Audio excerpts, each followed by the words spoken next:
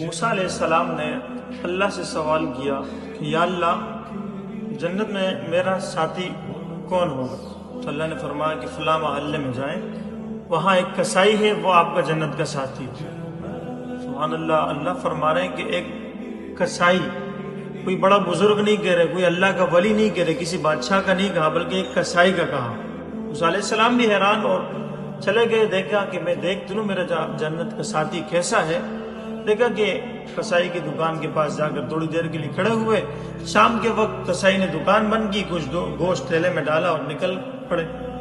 تو موسیٰ علیہ السلام گوشت دیکھ لی، کہا، پوچھا مسافر ہو، آؤ میرے ساتھ، میں آپ کو کھانا کھلاتا ہوں۔ موسیٰ علیہ السلام چلے گئے، وہ اپنے گھر لے گئے، گوشت جو دیا تھا وہ ہانڈی میں ڈال کر پکایا۔ پھر اس کے بعد ایک ضعیف العمر عورت تھی، اس کو کندھے کا سہارا دے کر سیدھے ہاتھ سے اس کو لقمے بنا بنا کر اس کو کھلائے، اور وہ بوڑھی عورت جو ہے لقمہ کھاتی جاتی، کچھ بڑبڑاتی جائے۔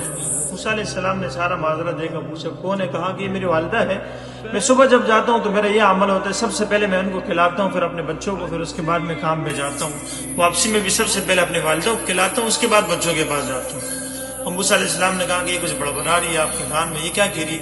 کہہ رہی کہ میری والدہ ہے، کہتی کہ اللہ تجھے موسیٰ علیہ السلام کا جنت میں ساتھی بنا دے۔ تو سبحان اللہ، اللہ رب العزت نے ایک ماں کی دعا کیسے قبول کی، اور ماں کی خدمت کرنے پر اللہ رب العزت نے یہ صلہ دیا ہے۔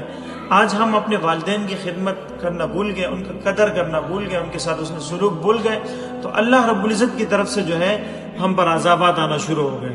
اور آپ علیہ السلام نے قیامت کی نشانیوں میں سے ایک نشانی یہ بھی بتلائی ہے کہ بچے جو ہے وہ اپنے والدین کی نافرمانی کرنے لگ جائیں۔